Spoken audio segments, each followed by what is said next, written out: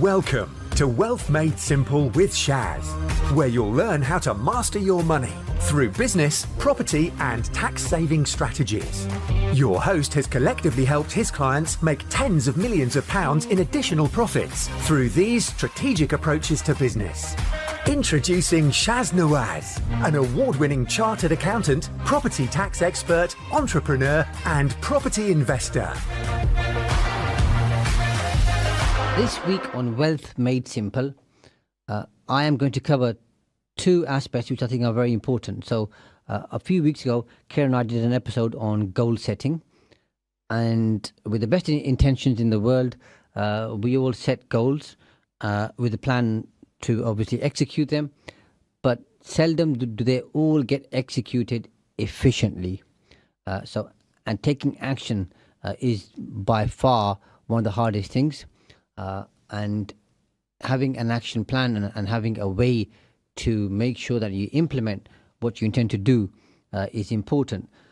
So the two parts that I've got for you today are, at first I'm just going to set the scene for you in terms of some things you need to do to lay the foundations and the groundwork.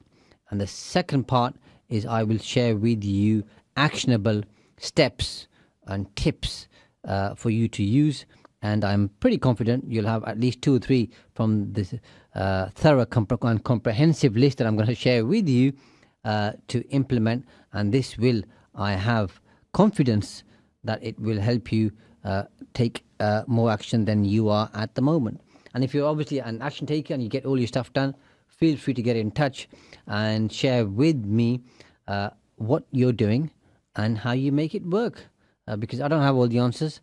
I don't claim to know everything, and this platform is all about sharing ideas, and sharing is a two-way street. So I'm more than happy to learn new things and add to my knowledge base. So Kieran and I spent quite a bit of time on the episode a few weeks ago talking about how to define your goals very, very clearly, and it's always good to revisit those goals to make sure that they are relevant to what you want to achieve, and to make sure that you still have the commitment and the enthusiasm to achieve those. Once you've done that, it's important, I'd say, to develop a plan. Now, if someone like me, I like the plan to be very much detailed, and so it's actionable. So I lay out all the steps, outline what needs doing, who's going to do them, by when, and then have some kind of a traffic light system in terms of red, amber, green, so I know where we are in terms of progress. You could number it from 1 to 5, 1 to 10, whatever you want, so you can look at the progress. Alongside that, if you want to get stuff done, then make sure you assign responsibility, ideally to one person. Now, if you're working on your own, then pretty much everything will get assigned to you. But if you have a team, then it's important that you assign responsibilities very, very clearly, so everybody knows who's doing what in terms of their roles and responsibilities. With that, it's also important to set milestones, so you can track progress and you can keep and maintain momentum throughout your implementation process, because without that, you're not going to get a sense of achievement and that you're making progress. So seeing progress is going to harness more progress in you, because you can see that you are doing stuff.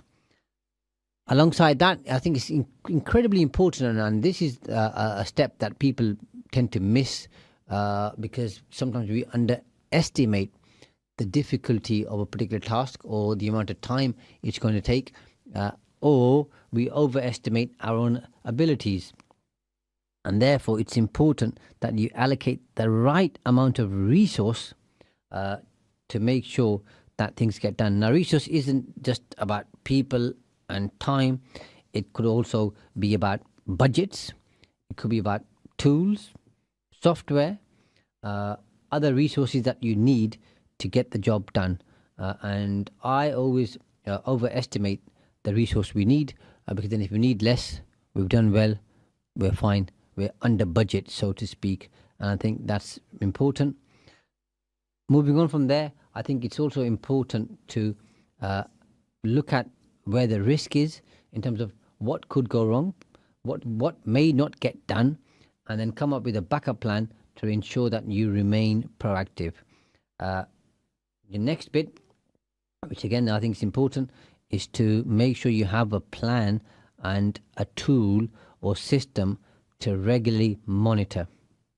So if you're looking to implement a system to achieve your goals, then you need to make sure that you monitor it, because I think it was someone from McKinsey who said what gets measured gets managed, and what gets managed gets done, or something to that tune. So monitoring and measuring is important, and with measuring and monitoring, it's also important to have a very clear communication plan. So who reports to who does what, by when, so everybody knows the chain of command, and if people have problems, they know who to go to, and if they need support, they know who to go to. With that, you also need to make sure that you have the right resource in terms of personnel, and have a very clear training and support mechanism and budget.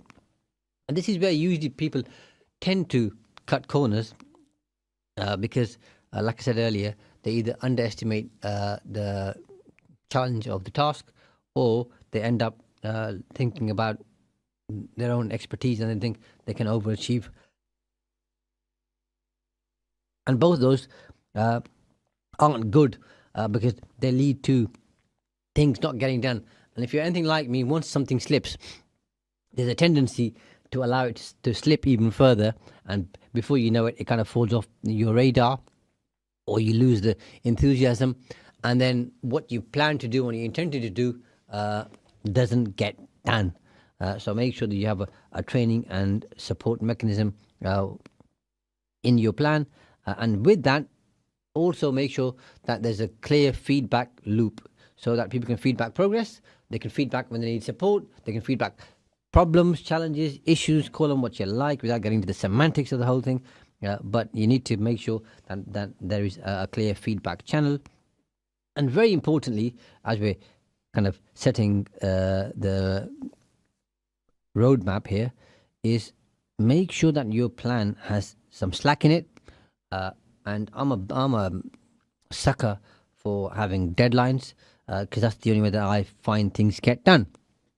But I like to give people enough time to get things done, rather than keeping it too tight, because then people start slipping. And like I said, once one person slips, or one task slips, or one step slips, then you've kind of created a scenario where slipping and not doing things becomes acceptable well before you've kind of accepted it. So you don't want to go there. I'd rather someone takes a bit longer but gets stuff done on time every time, rather than keeping it too tight, too pressurized, and things don't get done. So make sure there's adjustments and flexibility in your plan, because the only thing guaranteed in a plan is that things won't go to plan. So all these things I'm sharing with you here will help you make sure that your plan gets done. Another challenge that people have is, you set the goals, but who sets the quality control, as in the minimum acceptable level? And that's not always clear to people. And a good way to start this really is say, what does good look like? And translate that, interpret that, give people clarity on that, as in a good standard is X, whatever X may be, for you, so that everybody knows what they are working towards. And then you can obviously measure that against what they've done compared to what you wanted them to do, and then that gives you a clear opportunity to see if things are to the level that you wanted, and if they're not, then you can obviously adjust accordingly. Next on the list I have for you is build certain stages where you can celebrate achievements. And this is very important, and I'm going to talk more about this in the second section of this particular episode, because most people are good at beating themselves up, not so good at celebrating achievements and success. And I think it's important you do that, because that gives you a sense of achievement. It builds good work ethic, good team ethic, and everybody feels like that they get something out of it and that their work is recognized and applauded. And the last thing to set the scene is make sure that you have a way to document everything, including the plan, the progress, the changes, the outcomes. And this is partly to see the progress, partly for future reference, and partly for learning, so that when you do something similar again, rather than starting from a blank canvas or a blank sheet, you've got something that you used previously, and you just use that and edit, adopt, amend as you see fit. So that's kind of the groundwork that you need to do once you've set your goals and your plan to go about achieving your goals. Now we're going to move on to some of the key steps that you can take to make sure that things get done. So you can call this an action plan. You can call this a do list. You can call it what you like. But if you follow this in detail, step by step, I assure you with confidence, having done this for a very long time now, that you are going to be able to achieve more actions than you would do if you weren't using this. And there might be some people out there who might be really good at writing stuff down, and they write it, and once they've written it, they get it done on time, okay, every time. And if that's you, fantastic. You carry on doing what you're doing. But for the rest of us, we're fallible, and every now and then we trip up and we don't always achieve what we're looking to achieve. So if you're in that bracket or on that boat, so am I. So following this particular process that I'm going to share with you, I think you're going to find it useful. So try it out. Let me know how you get on and share your feedback. So the first thing clearly is you've set certain goals, and we covered this, like I said, in detail a few weeks ago. So you've got that, and you know what you're looking to achieve. The next bit, and this is really important, is to make sure that you focus on one goal at a time. And again, depending on the size of your team, you can break this down to different people. And I think it's reasonably well known, and I'm not a psychologist or a scientist, but the human mind is reasonably competent at juggling 3 things at a particular time. So if you've got 20 goals and you try and do them all yourself, you're going to struggle. But I think focusing on one goal at a time gives you more opportunity and better focus, and I hope better discipline to achieve it. So make sure you give everybody one goal if you can. If it's a really big goal, obviously you can break it into sub goals, and if they're really small goals, you can have maybe 2 or 3 goals that one person could be looking at. But focusing on one step, okay, that next one thing is a very powerful concept.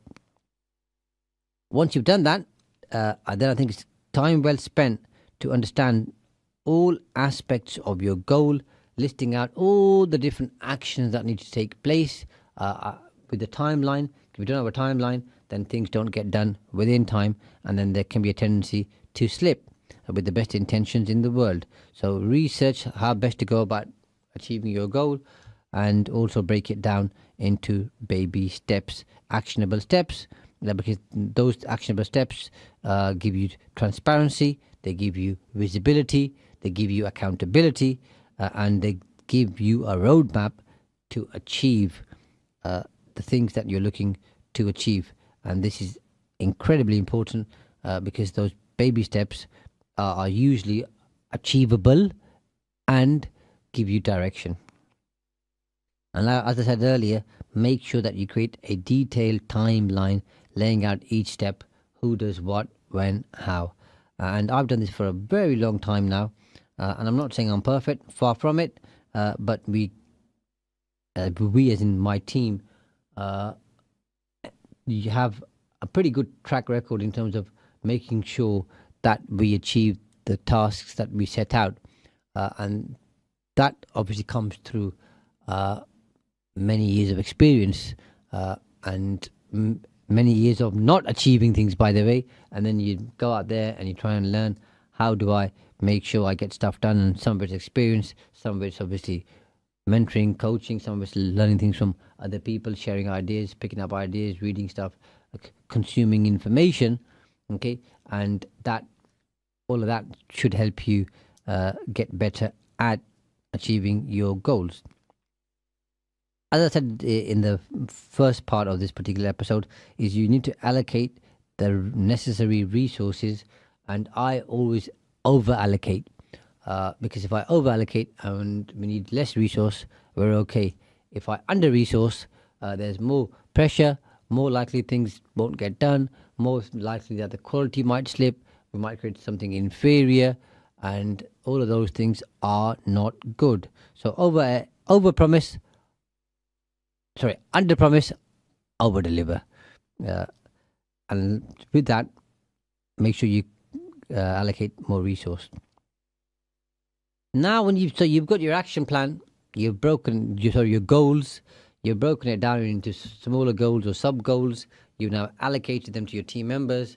They've got clarity on what they're achieving. They can do a bit of research or speak to colleagues who've done similar things to kind of conduct their own research into how they're going to go about achieving things.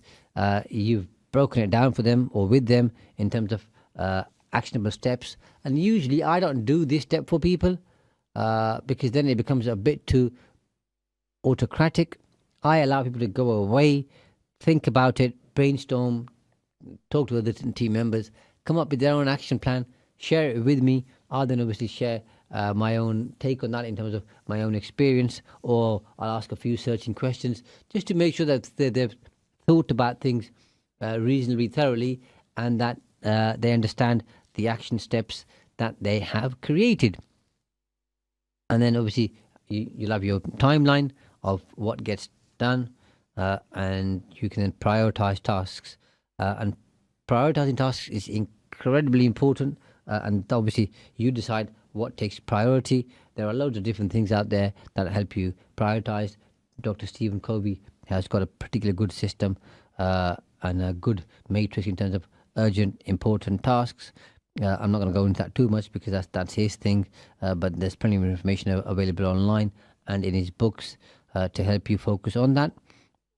But what I will do is share a quick story with you about a guy called Ivy Lee, who was introduced to Charles Schwab, and Charles Schwab was, I think, the chairman of Bethlehem Steel, which was a huge company in America.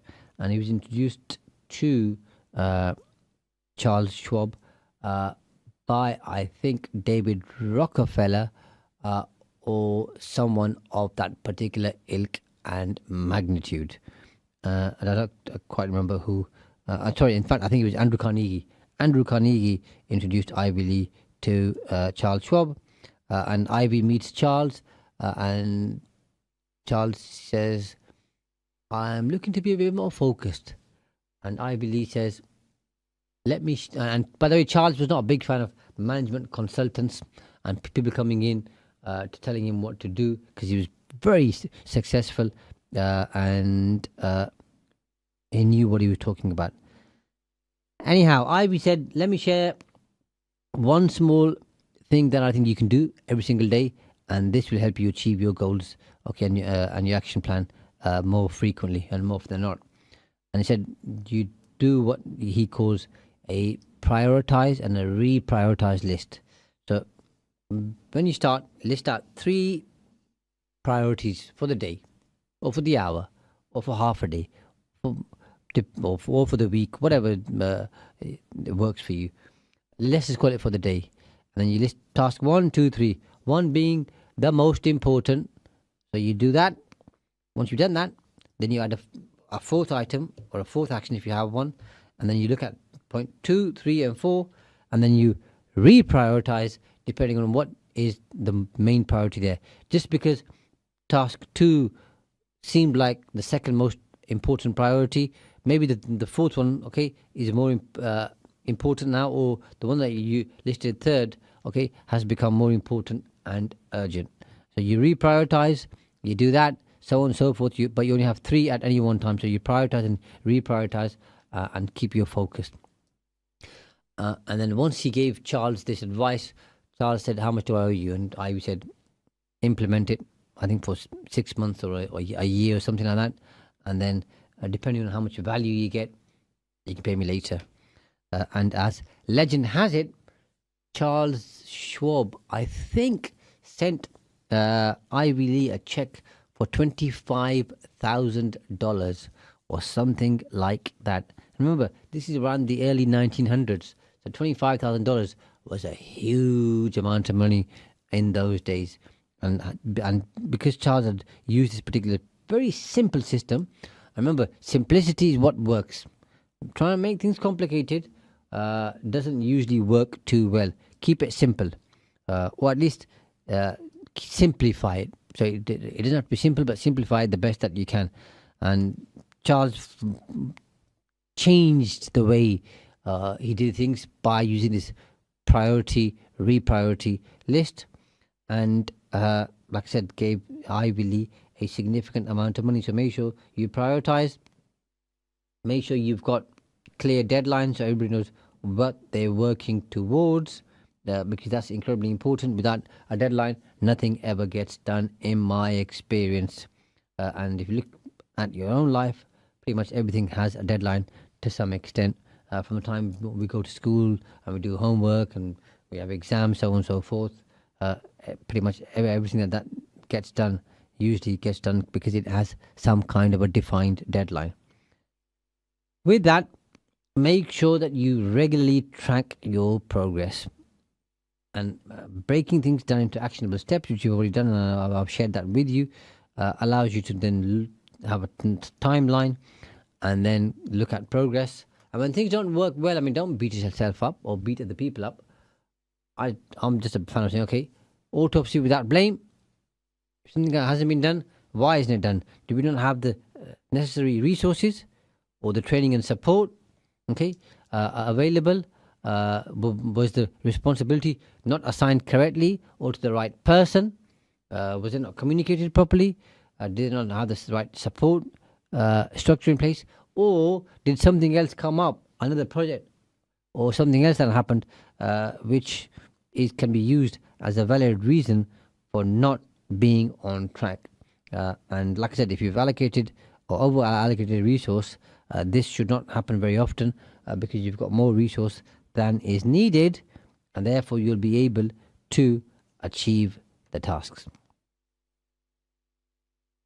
With that, make sure you adjust your plan as needed, and this is based on performance and feedback from your team. There's no harm in adjusting things and changing deadlines somewhat, and making the plan more detailed, or parking something up because it's not a priority anymore. There's no harm in any of those things, as long as you do it with purpose, and you do it because there's a good reason for doing it, and not because it's slipping or people aren't doing what they're supposed to do, or things aren't being communicated properly, or they're going well over budget, which happens way too often, and you're thinking this now has become unsustainable, unaffordable, so ditch it. And like I said, there's no harm in that, as long as it's a conscious choice. Absolutely works. So you can see here, and I'm kind of only going through a third of the list. This is quite detailed, but it's the detailed stuff that helps you make sure and make certain that things get done. So as I'm sharing this with you, just list all the different action points and then work through these as you are working on your goals. And I kid you not, you're going to increase the success rate if you do this by a significant amount. So once you've adjusted your plan as needed and you're tracking progress and you're making progress, I think it's extremely important to make sure that you reward yourself and your team members for meeting milestones, to keep everybody motivated. See, it's, one of the qualms I used to hear when I used to go out and talk to people as a business consultant, or to their a business owners, team members, employees. One of the common things they used to say was, we're not appreciated, we're not recognized. The boss is good at telling us when we fall short. He or she, they are good at complaining and moaning and telling us where we've not achieved what we're supposed to achieve. But when we do stuff, seldom, if ever, do they say thank you, well done, recognize that, make it obvious to everybody. They'll beat us up in front of everybody if you haven't done anything, and if they say well done, they'll usually do it in private. And that should be the opposite, by the way. If somebody hasn't done anything, share that with them privately, and you can pull them up. If they've achieved something which is worthy of notice, give them praise in front of the entire team so that they feel good about themselves. The last point that I talked about was to reward yourself and your team for meeting milestones to help people stay motivated, committed, recognized, appreciated, because all those things are incredibly important. And those are part of the fuel that people need to keep them going. Recognition and a pat on the back, it goes a long, long way, let me assure you. With that, with any plan, make sure that you maintain a certain amount of flexibility to adapt the plan due to unforeseen circumstances. So maybe some employees were off sick, maybe somebody had an accident, maybe somebody's had a bereavement, maybe your allocated budget has halved or reduced. Maybe there's some of the curved balls been thrown in where this goal isn't as important now as you thought it was, or you want to allocate less resource to it because something else which is more important or takes priority has come up which you hadn't planned about previously. Whatever it is, having flexibility in a plan is good, and having flexibility in life is good, because being too rigid means that you're not fluid enough, and you don't adapt, okay, and you're just too hard-nosed about things. That might work for some people, but I think generally speaking, those who are more flexible tend to achieve more overall over a certain period. So flexibility is important. It's also important to engage in regular monitoring. Now, this could be a daily meeting, could be a weekly meeting, could be a half-day meeting, could be every 2 days, could be monthly, bi-monthly, quarterly, so on and so forth. You decide on what level or frequency of monitoring you are going to do, but make sure it aligns with the goals and the action plan that you have created. And the point of these meetings obviously is to have accountability, which is important, but you could also have a leaderboard. You see who's done more tasks, and then you can kind of create a game around that. So the person who's achieved more of their tasks this week gets to go home early on a Friday, for example, right? Or get some other type of benefit, which so then it should be something meaningful that people care about, rather than just giving them some financial benefit, which most people might not be driven by that. Some may be, most might not. So make sure that whatever incentive that you set, okay, is something that people actually want, and then they're going to strive and drive towards achieving it. And alongside that, the conversation in those meetings is about, okay, what got done, what didn't get done, why didn't it get done, okay, how do we make sure we get back on track, what support do people need, okay, and how are they going to go about making sure that they catch up. Because I'm not a huge fan of saying, oh, we've slipped a bit here, so now extend the deadline. No, let's now see what we can do to make sure we can get back on track. That's a better conversation to have. Inevitably, it might lead to we need to extend the deadline because there's more slippage here than we anticipated. But there's got to be good reason for that. And just changing the deadline every time something doesn't get done means it'll be a never-ending deadline. Therefore, it's not a real deadline. Deadline shouldn't change. Okay, that's why I said earlier on, it's better to have some slack time, okay, and a generous deadline up front, rather than keeping it very tight and pressurized and then having to change it 4 times or 5 times or however many times. So, and then obviously sharing good practice, keeping people motivated through those meetings is important, alongside obviously recognizing achievements. And I think in those meetings it's really important that you create an an atmosphere and environment where you can ask for feedback and everybody else can ask for feedback from stakeholders, team members, anybody involved in this particular goal setting or project. Because feedback helps us to improve things, and feedback is the breakfast of champions. So we should always be open to feedback because it helps us to improve and grow and develop. And feedback to individuals on their performance, feedback on the overall goal, feedback on the different steps, feedback on how the teams are working. All of these things are incredibly important. Now, depending on the complexity of your particular goal and your action steps, I tend to kind of, for the smaller ones, just use Excel.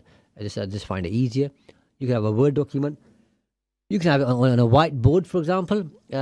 Or to be a bit more sophisticated, you can use a project management tool. And there's plenty of good ones out there. I'm not going to recommend any. I've used a few different ones over the years, some really good ones. And these tools help you stay organized and are a communication system, so they help people stay informed of what's going on as things go on. Because let's say someone's got a problem, okay, and you're having a weekly meeting, and the meeting's every Monday morning. But someone's got a problem on Tuesday or Wednesday. No point them saving it till the following Monday to share that. If you've got a project management tool, then you can just use that as you go along, and people can post in there when they've got a challenge, and others can then share best practice and obviously also offer support. And it works really well. Something else that I used to do, which used to work really, really well, is we used to have a daily huddle. So everybody used to get together in a particular team and talk about what went well yesterday, what did they achieve, what are their goals for today, okay, and simple as that. And it was just a very quick 5-7 minute huddle, because there's kind of small sub teams of anywhere from 2 to 5 people, and then we used to have a whiteboard, and we used to put the actions up there, maximum 3 for everybody. Next day you review that, and then you add different actions, and it keeps people on track and keeps them moving, okay, because momentum beats meditation in this particular instance. And meditation is important as well, but momentum and movement are important to make sure that things go on and get done. What's really important in all this really is to make sure that you keep your team committed to the plan, even when you face challenges. And therefore, you've got to think about when the chips are down, okay, and when things aren't working out, how am I going to keep my team enthusiastic? What things am I going to introduce? How am I going to make sure that I keep them excited as they were when we set the goals at the start? Because when you face challenges and things don't quite go well, the level of commitment tends to reduce. If that reduces, and the activity reduces, if that reduces, the performance reduces, and if that reduces, the overall outcome and results reduce, decline, don't get done. So make sure you have something to make people or keep people committed. And it's important that you communicate your plan effectively with everybody involved. So everybody has crystal clarity in terms of what they need to do and how they're going to go about doing it, so that there's no room and space. I didn't quite understand that. That wasn't made clear to me. I wasn't really clear if that was my task or my job. I thought that was for somebody else. I thought this had to be done later. I've pretty much heard all the excuses under the sun to some extent over the last 21 years. And remember, excuses and results are mutually exclusive. You're either doing one or the other. I know which one I'd rather be doing. Now, you also need to make sure that you clarify when things go wrong and obstacles arise. How do we go about solving them? Is it a team meeting? Do people have a mentor? Do they have a buddy system? Do they go in the project management system and ask for help? What do they do when they stumble? And importantly, how do we give them confidence that when if they feel things aren't right, because something's not right, kind of in their head, in terms of they don't feel confident, or they've got things going on at home, or they just kind of feel like they've lost their mojo, or they're having a bad day. Okay, what things are you going to build in there to offer them the support that they need, and have an arm around them, so that they stay enthusiastic? And I think most people underestimate this, and don't give it the priority that they ought to, and that's partly why they don't achieve everything they set out to achieve. So you've got to have something in plan for when things don't get done and how you fix them. The next one is to make sure that you collect and analyze data. I'm a huge fan of that. I'm an accountant. I love data, but make sure you've got there the information there to collect and analyze data, because the analysis will show you patterns, will show you correlations, will build a story, and it'll tell you, the data will tell you what to do and what not to do. So data is incredibly important, and it gives you insights into things that you might not pick up, you might not be aware of, and things that you can use for the future. So this isn't just for that particular goal or that particular project. It's resource and information, useful information that you can use going forward. The next one is a very common one, and I think it's safe to say that everybody has been affected by this more often than not, and that is distractions. And you've got to find ways of keeping people focused on their objective without getting distracted. And what I usually do is say, listen, there are going to be distractions. No one starts work at 9 o'clock and sits there and bangs out work all the way till 4, 5, 6, whatever time they finish. People do have a bit of slack. So I tend to build 25% slack time every single day. So up front, I'll say, you're going to do it anyway. I know you are. So there's no point trying to pretend that, I expect you to work every second, every minute, okay, every hour of the day. It's not going to happen. So if you're working 8 hours, 2 hours, I'm going to write off that you're going to look at your phone and make a cup of tea and coffee and chat to your colleague and go on the internet, that kind of stuff. You know what? I know you do that. You know you do that. So let's be cool with it, and let me give you that time anyway. But I'll give you that time. Don't abuse that by making 25%, 45%, 50%, so on and so forth. But I think if you give people some boundaries and some flexibility and autonomy, most people will respect and appreciate that and won't abuse it. So build that slack in anyway, because they're going to do it anyway. So why not just kind of own up to it and create an open environment where you say it's acceptable to a certain degree and limit. And my condition on that is you've got to be achieving your goals. So I'm giving you some slack time, you're still not achieving your goals, then you're abusing that particular opportunity, and therefore you're letting the whole team down. So avoid distractions, but also build in time for distractions, and build in an environment where there's minimal distractions. The next one is to practice resilience. How do you as a team bounce back from setbacks quickly? How do you help individuals bounce back quickly? Do you have training in place? Do you have mentoring in place? Do you have a buddy system in place? What mechanism do you have in place to help people get back on track? Do you have external support that they can call on? A coach or something else? Just to help them realign and refocus so that they get back on track. Because if you don't have that, people will slip.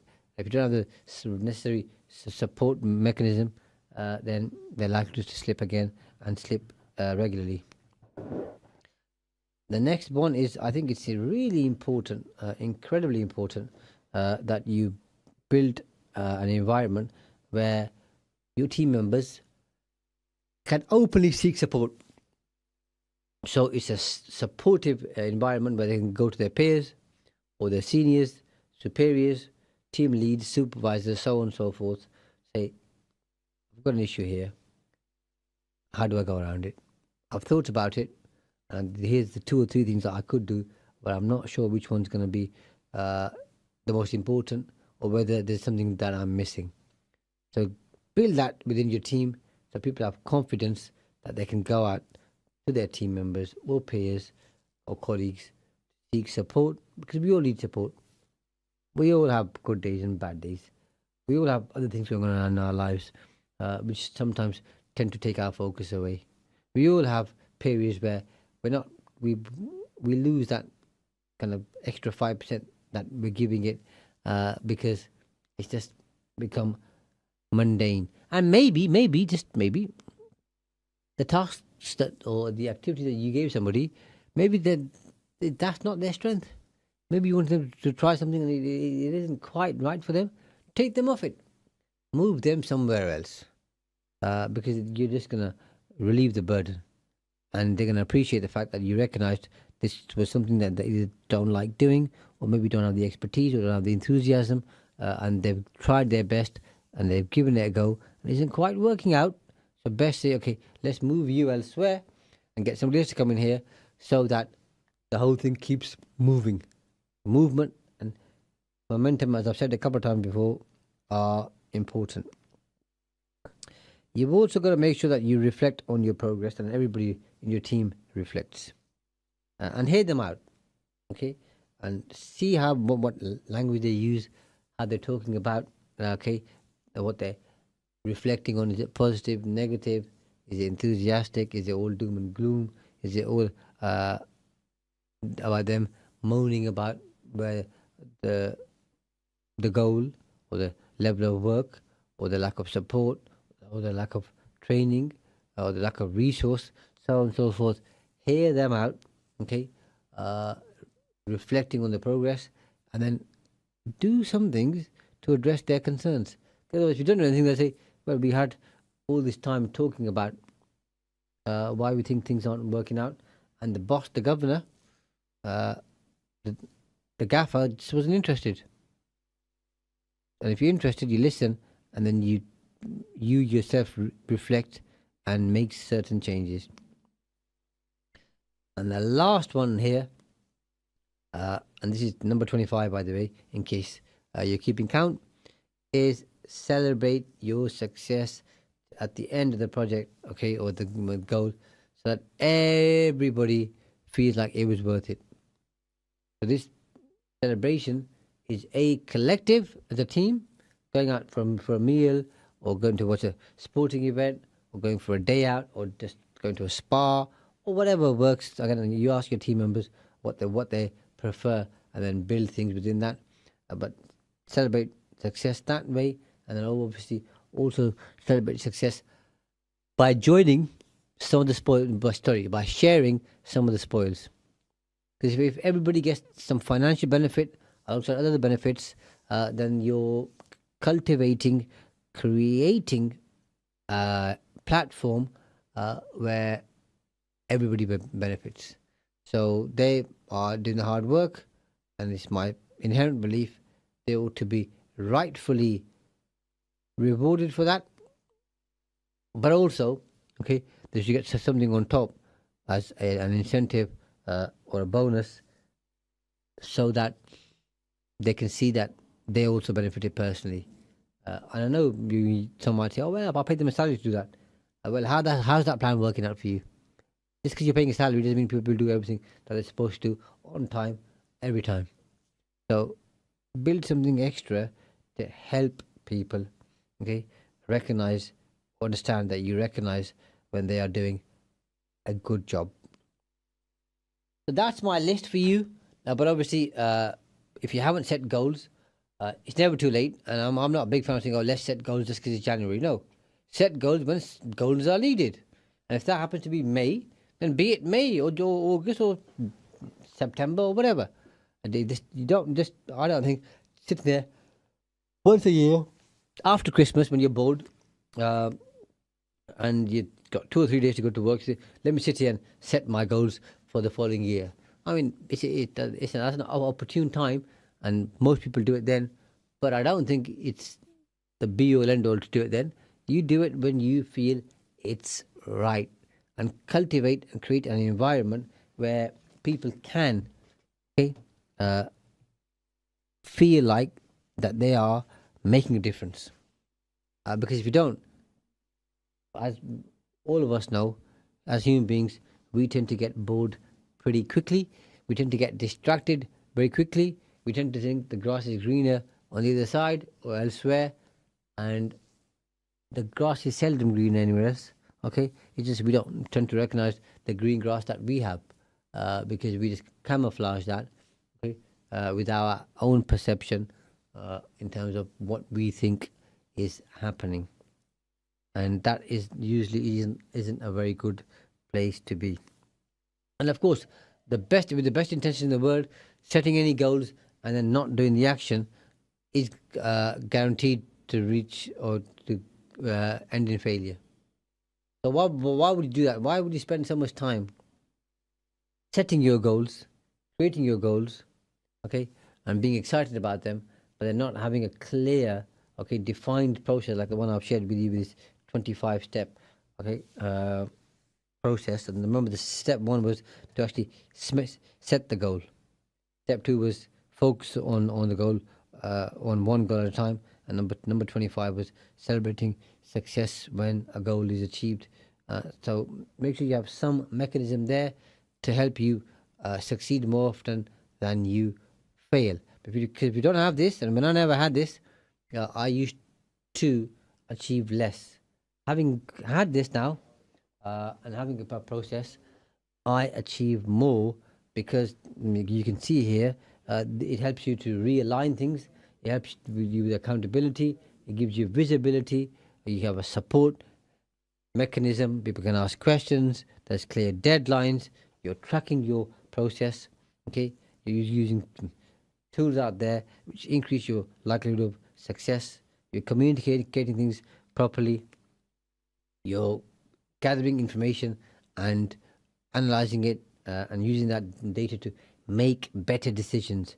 Okay, you're reducing you're reducing distractions there, and thereby increasing focus, okay, and creating a supportive environment, and you're reflecting on progress, and you're celebrating success.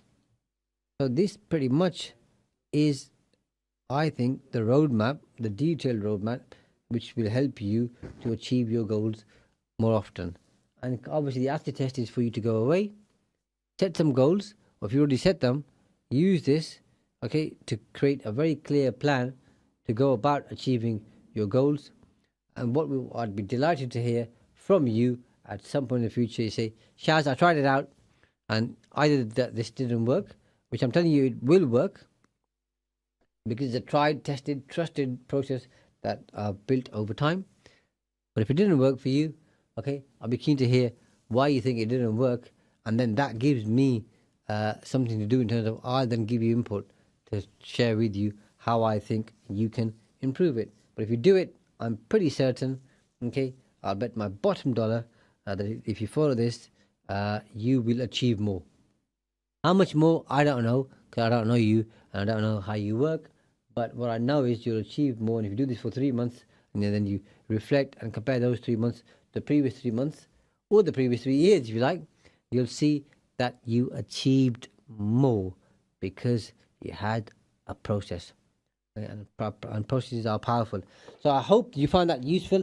And this, alongside the episode on goal setting, will give you a new drive, will give you a new focus, that will help you be more determined about achieving your goals, and therefore ensuring that you have a better output. Thanks for listening to Wealth Made Simple. You can follow and contact Shaz on the Facebook pages Entrust Property Tax and The Profits Wizard. You can also find Shaz on LinkedIn, YouTube and Instagram.